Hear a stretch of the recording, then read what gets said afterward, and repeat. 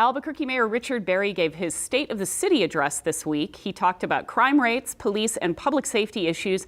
Berry also addressed infrastructure projects in the Albuquerque Rapid Transit line that's now under construction along Central Avenue. Dee Dee, what do you think is the state of the city of Albuquerque right now? We've just had some disturbing strings of fires and vandalism, and, we seem to be struggling a bit. Yeah, I think the city is struggling a bit.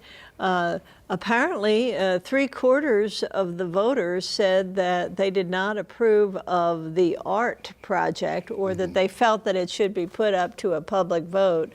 Good luck with that, since it's already under construction.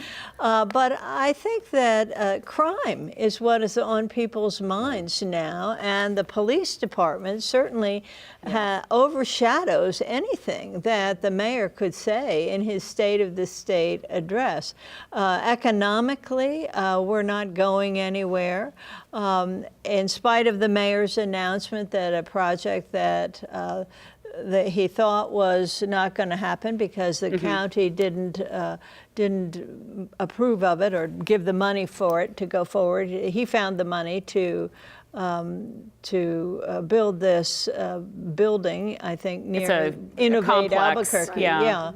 The one at First and Central. Yeah, First. Yeah, it's going to be apartments and retail and a concert venue. But, I mean, I think that anything that doesn't focus on crime or the police department is really, kind of a diversion from that major problem. And, you can put lipstick on a pig, but it's still a harsh, pig. Dee Dee. Mary, is that fair? No. I know you're not calling Albuquerque a pig. No, right. We've had this string of fires and vandalism at several Starbucks chains. The luxury condo building that was under construction along the art route on Central.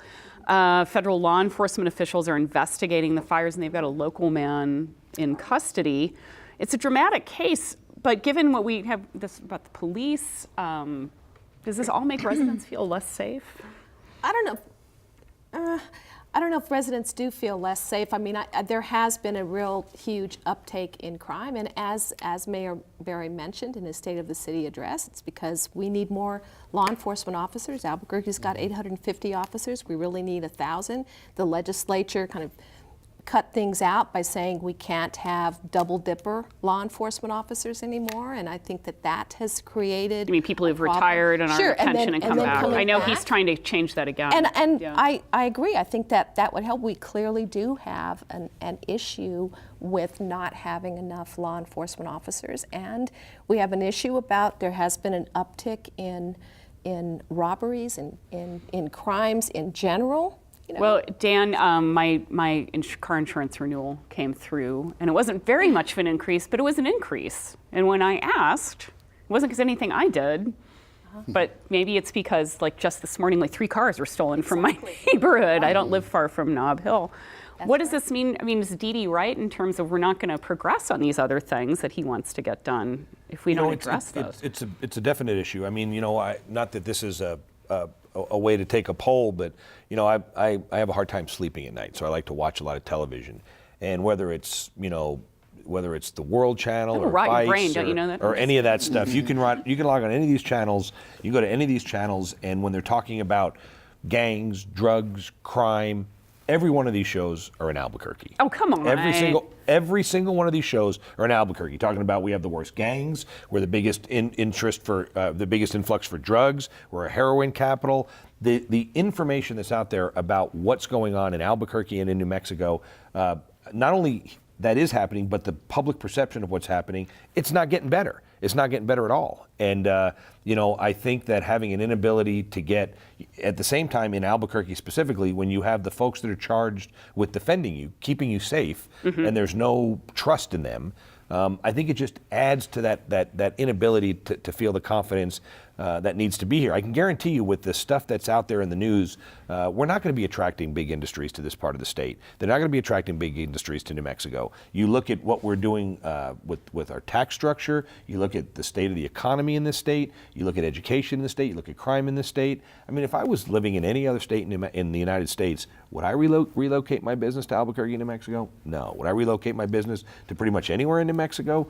No. And we can't ignore that by saying, hey, listen, we're going to put a bus that runs down this middle of Central, the ART system, and it's going to fix it. Or we're going to build a building over here, and that's going to fix it. Harry, I've been traveling a bit this fall, and whenever I told people I was in New Mexico, that's not the first thing they said. Like, Right. oh, it's so beautiful, you're so Right. lucky. And I had to stop myself from saying, like, well, we've got all these problems. Right. Because I don't want to be that person all the time. But I mean, I do have to explain to people that Breaking Bad is not a documentary. Well, that part. Yeah, so that's always really important. Right. Yeah, I think it's easy to overstate the problems in the short term, but I think Dan's right in the long term. One of the things that we've often talked about around the table is economic development and trying to diversify the economy of the state, and particularly to have Albuquerque grow. So we're really two states. We're an urban state, essentially from Belen up to Taos, and then we're a rural state. But Albuquerque is a big driver. And when companies are thinking about relocating, remember, we don't have a single Fortune 500 company headquartered in the state. What are they thinking about? Is there a place for my kids to go to school that's good, and is my family going to be safe? And then third, is there stuff to do? The stuff to do, I think we've got covered up pretty well. But the first two, I think, are still enormous problems. And I would agree with you. It's not like it's all doom and gloom.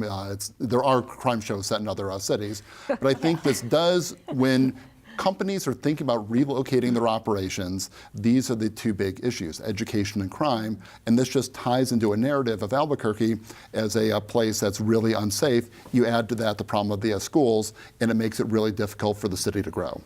Dee Dee, one of the places I take people is Nob Hill, because it's got a lot of local retailers and it's got that kind of unusual vibe. Excuse me. What is this arson in this condo building going to do to that area and to construction on Central Avenue with art? I think it's a real tragedy. That was also a apartment or a condo building that was designed for baby boomers, which is a segment of the population we could be attracting. Seniors, with our lifestyle, with our natural beauty, that would be not a heavy industry, but a potential source of economic development that we could be attracting to New Mexico. And it depends upon appropriate housing, and pedestrian access is good. So I think it's a setback in that way. Actually, there is a nascent movement right now, I understand, about trying to focus on that sector and attracting them to New Mexico. So perhaps we'll hear more about it. That's all the time we have. Thanks for joining us this week. I'm Megan Kamerick in for Jean Grant this week. Thanks for joining us for New Mexico in Focus. We appreciate your time and effort to stay informed and engaged. We'll see you next week in Focus.